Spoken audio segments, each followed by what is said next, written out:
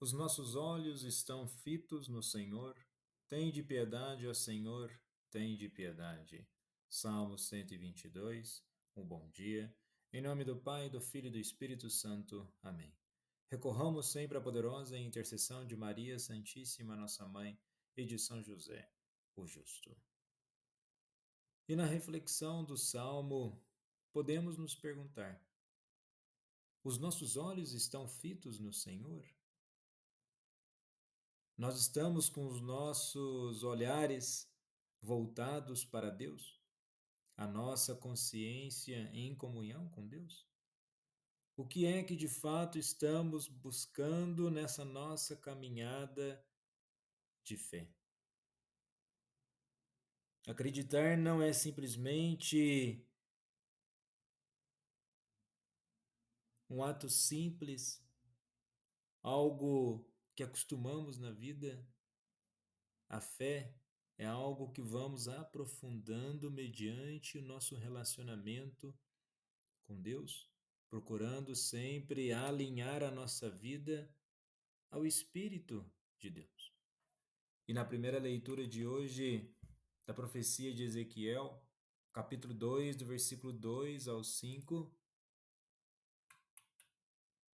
temos uma mensagem poderosa que descreve o chamado do profeta Ezequiel e a missão que Deus lhe confia.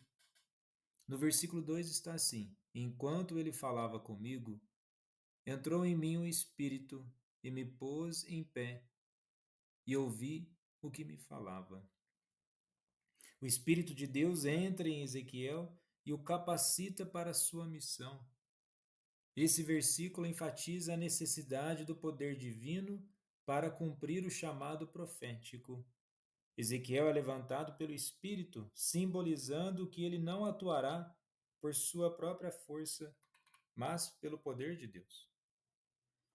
E no versículo 3, Deus se refere a Ezequiel como filho do homem, uma expressão que sublinha a humanidade do profeta em contraste com a divindade de Deus, onde Ezequiel é enviado aos filhos de Israel, descritos como uma nação rebelde. Isso destaca a contínua desobediência e rebeldia do povo de Israel contra Deus.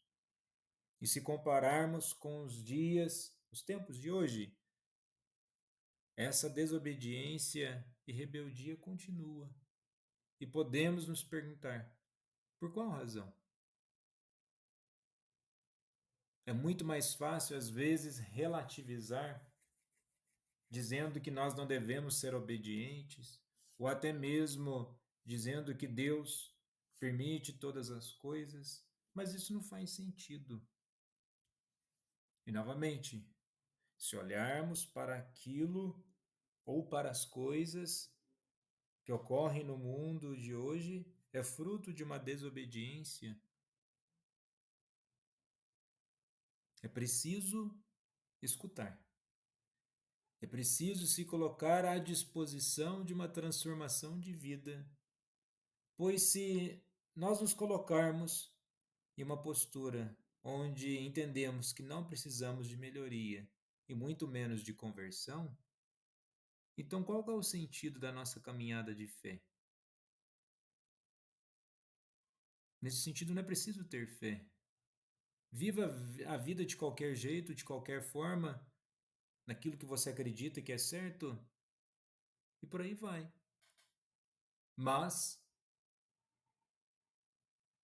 depois, qual que é o sentido de tudo? Então, num comparativo entre aquilo que somos e uma busca pelaquilo que podemos ser, naquilo que podemos nos transformar, e nesse aspecto de transformação, de conversão, na segunda leitura de hoje, na segunda carta aos Coríntios, capítulo 12, do versículo 7 ao 10, é uma passagem onde o apóstolo Paulo fala sobre suas fraquezas e a graça de Deus. E Paulo menciona que, para evitar que ele se tornasse orgulhoso por causa das grandes revelações que recebeu, foi-lhe dado um espinho na carne. Esse espinho é uma metáfora para a aflição ou a dificuldade contínua. Não é só porque nós temos fé, ou que acreditamos em Deus, ou que Jesus operou maravilhas em nossas vidas, que nós vamos deixar de ter os desafios da carne. Nós não temos uma fé suficiente ao ponto de acharmos que nós não precisamos melhorar. Nós não sabemos tudo, nós não somos os melhores, muito pelo contrário, a nossa caminhada e a busca constante pela graça de Deus é que nos santifica. E é preciso buscar, não nos colocarmos em uma posição de conforto. E na leitura no versículo 8, Paulo pediu ao Senhor 3 vezes para remover esse espinho. Isso mostra que ele sofreu significativamente com essa aflição e buscou alívio através da oração persistente. Então, de muitas vezes, quando nós temos as aflições, é preciso nos colocar em sintonia com Deus, aprofundando novamente a nossa fé. E no Evangelho de hoje, em Marcos 6, do versículo 1 ao 6, Jesus retorna para Nazaré, sua terra natal, acompanhado por seus discípulos, e ele ensina na sinagoga, e muitos se maravilham com sua sabedoria e com os milagres que ouviram falar. Eles ficam de fato maravilhados com tudo aquilo que Jesus faz. O texto apresenta um aspecto de admiração do povo, mas para o final da leitura vemos que Jesus ele também ele fica admirado, mas ele se admira com a falta de fé. Ou seja, não basta apenas ficarmos olhando para a manifestação do poder de Jesus, buscando sinais, visões, aparições. Não basta isso. É preciso que, de fato, escutemos aquilo que precisamos escutar. A sabedoria de Deus não pode soar somente como algo maravilhoso em nossas vidas. E isso precisa, por de fato, ser vivenciado. Mesmo diante de evidências claras da sabedoria e poder de Deus manifestados em Jesus, as reações de muitas pessoas é de que aquilo não é importante, que aquilo não faz sentido. Não faz sentido, pois muitas vezes simplesmente escutamos tudo aquilo como palavras e nunca verdadeiramente chega à nossa consciência e nosso coração para que se torne vida.